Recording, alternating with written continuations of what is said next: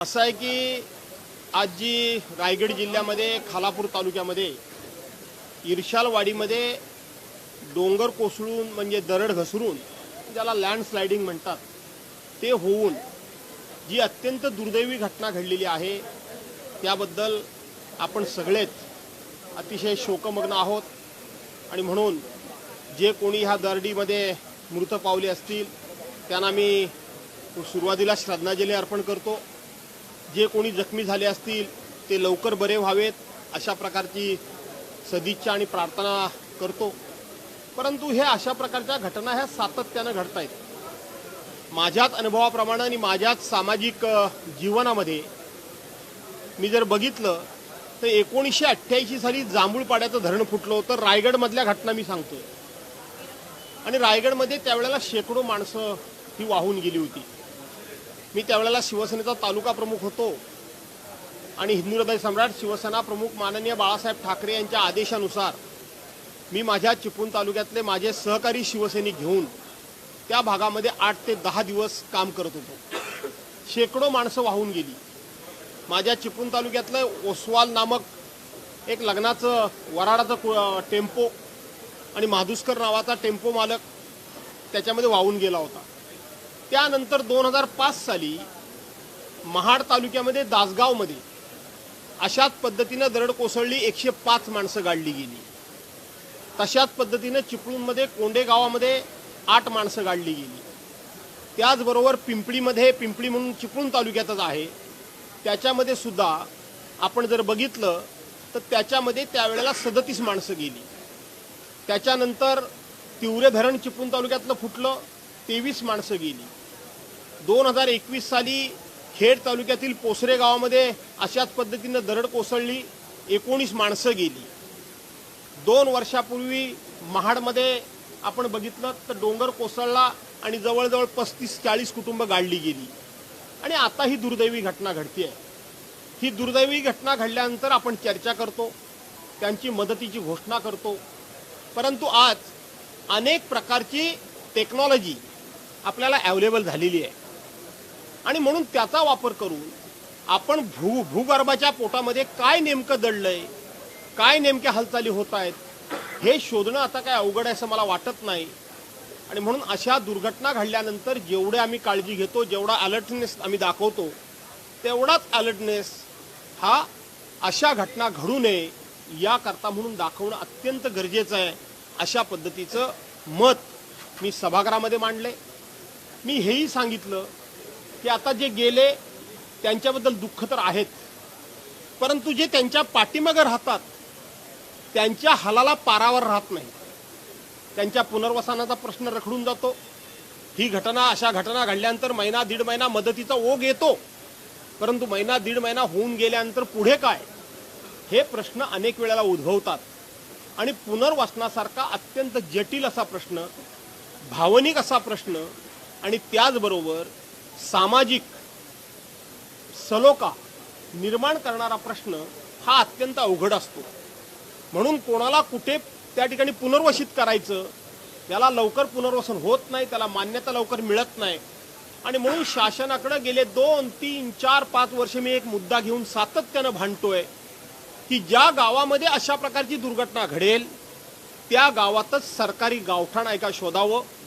सरकारी गावठाण नसेल तर सरकारनं काही जमिनी ह्या विकत घ्याव्या किंवा अधिग्रहित कराव्या आणि त्या ठिकाणी एखादा कमर्शियल कॉम्प्लेक्स सारखी एखादी मोठी बिल्डिंग बांधावी आणि त्या बिल्डिंगमध्ये त्याच गावातल्या लोकांना तिथं पुनर्वसित करावं। म्हणजे त्यांच्या रस्त्याचा, पाण्याचा, लाईटचा, त्यांच्या जमीन जाग्याचा, त्यांच्या नात्या गोत्याचा, त्यांच्या सामाजिक प्रथा परंपरा ज्या असतात, कारण दुसऱ्या गावात गेल्यानंतर हे अनेक प्रश्न उद्भवतात। किती भयानक प्रश्न उद्भवतात की दुसऱ्या गावामध्ये पुनर्वसित केलेल्या माणसामधला जर एखादा माणूस दुर्दैवानं मृत पावला तर त्या गावातली, सगळ्याच गावात नाही, काही गावांमधून अशा अडचणी येतात की बाहेरच्या माणसाला आम्ही आमच्या स्मशानभूमीमध्ये त्या ठिकाणी अंत्यविधी करू देणार नाही, अशाही सामाजिक समस्या अनेक वेळेला येतात। आणि म्हणून ह्या समस्या सगळ्यात जर सोडवायच्या असतील तर अशा पद्धतीनं एखादी इमारत उभी करावी, सर्व सोयीनं किमान 1,000 स्क्वेअर फीटचं घर हे पुनर्वसित लोकांना द्यावं आणि 50 लोकांना जर पुनर्वसन करायचं असेल तर 75 लोकांची व्यवस्था होईल अशा पद्धतीनं ती इमारत बांधावी की जेणेकरून आणखीन जर भविष्यामध्ये अशा घटना घडल्या तर तिथे लोकांना पुनर्वसन करणं सहज सोपं होईल अशा पद्धतीचा मुद्दा आपण सभागृहामध्ये मांडला। सरकारच्या वतीनं तो गांभीर्यानं ऐकून घेतला गेला, परंतु त्याचा पाठपुरावा आम्ही करणार आहोत। घटना घडल्यानंतर जेवढी आम्ही जागृती दाखवतो, घटना घडल्यानंतर जेवढा आम्ही संवेदनशीलता दाखवतो, ती घटना घडल्यानंतर काही दिवसानंतर त्या संवेदना आम्ही विसरून जातो, ह्या विसरल्या जाऊ नयेत हा माझा प्रामुख्यानं आग्रह राहणार आहे। आपण बघतोय वर्षानुवर्ष या घटना होतात, मात्र त्यावर ठोस काही होत नाहीये। सरकारने आता काय करावं, काय काळजी घ्यायला हवी, काय नाही, मी तेच सांगतोय की सरकार येतात जातात।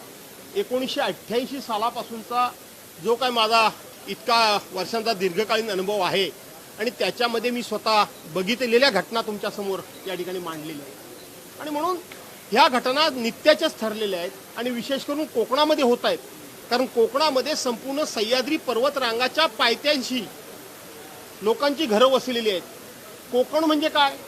कोकण म्हणजे एका बाजूला समुद्र आणि खाडी आणि एका बाजूला डोंगर आणि त्याच्यामध्ये जी थोडीशी सकल पट्टी ज्याला म्हणतात त्या पट्टीमध्ये संपूर्ण वसलेली वस्ती म्हणजे कोकण आहे।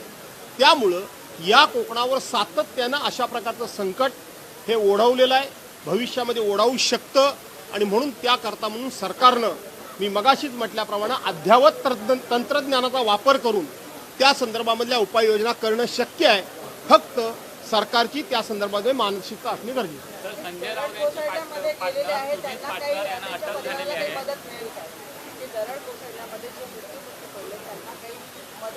नाही, असं आहे की दरड कोसळलेल्या ज्या मृत व्यक्ती आहेत त्यांच्या कुटुंबियांना 5 लाख रुपये राज्य सरकारच्या वतीने जाहीर करण्यात आलेले आहेत, ही नित्याची बाब आहे। पण त्याच्यानंतर जे मागे राहिलेले असतात त्यांच्या हालाला पारावर नाही, त्याच्यावर एकदा चर्चा सभागृहामध्ये घडवावी अशी मी मागणी केली आहे।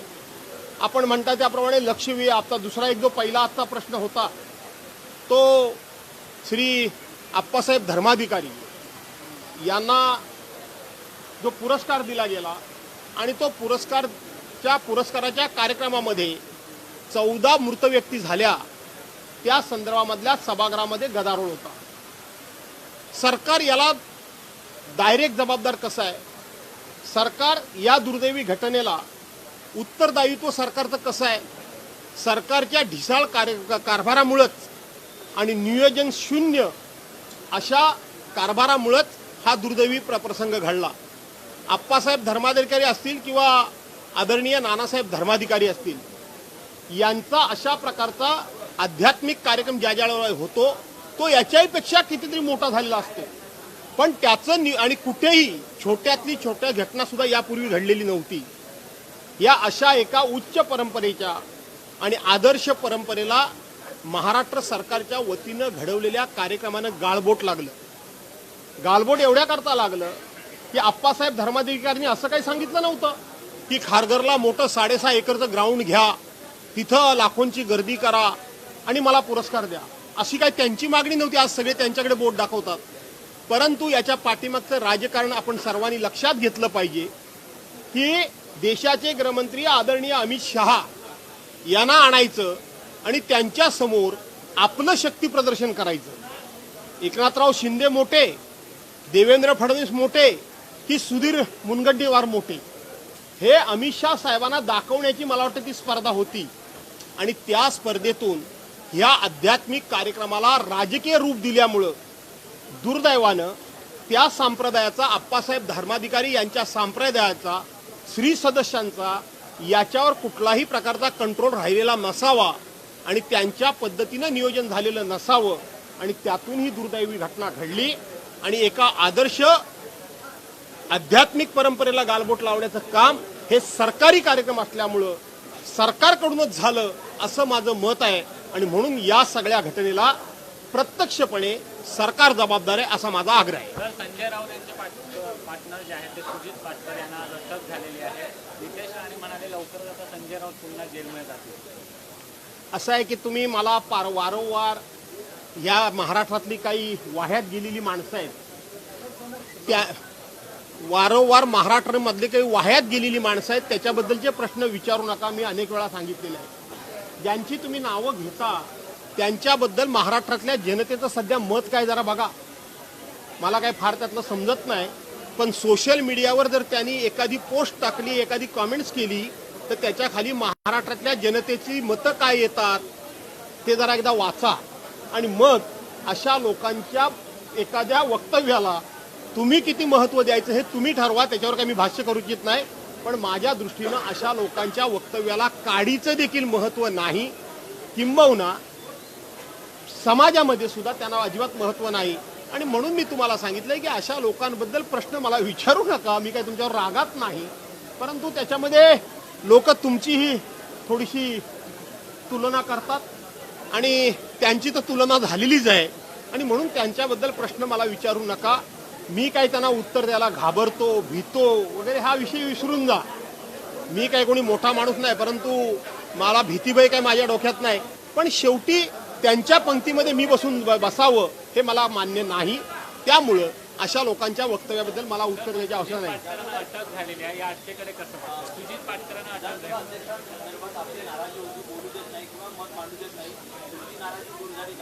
नाही, माझी असं आहे की मी तुम्हाला आज मी जरा बराच वेळ तुमच्या समोर बोललो. आता ह्यातलं सगळं किती लोकांसमोर येईल किती नाही मला माहीत नाही, कारण तुमच्या हातामध्ये कटिंग छॅटिंग सगळं असतं. तर ठीक आहे.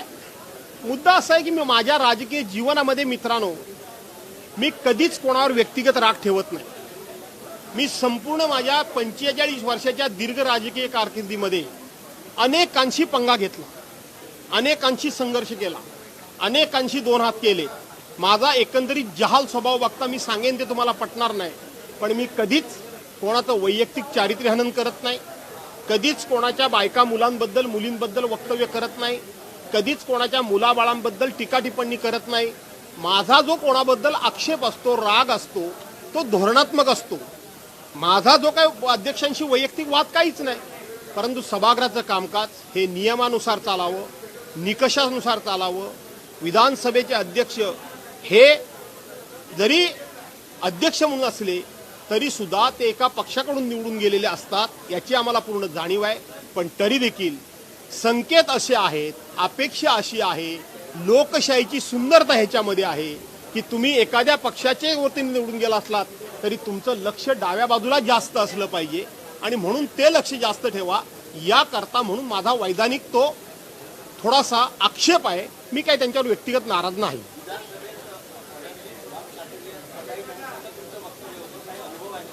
आहेतच ना, फडणवीस हे वाक्चातुर्यामध्ये चलाक आहेत. हे मी तेव्हाही बोललो, आजही बोलतो, सभागृहासमोर बोललो. याच्याबरोबर अनेक किस्से आहेत असे की ते त्यांच्या बोलण्यानं विषय दुसरीकडे वळवतात. पण त्याच सभागृहामध्ये ज्या गावच्या बाबळी त्या गावच्या बोरी, ते जेव्हा वळवतात तेव्हा ते काय करतात हे मला करायला संधी मिळत नाही, पण ते काय करतात ते मात्र मी समजू शकतो. म्हणून मी त्याबद्दल तो उद्गार काढले.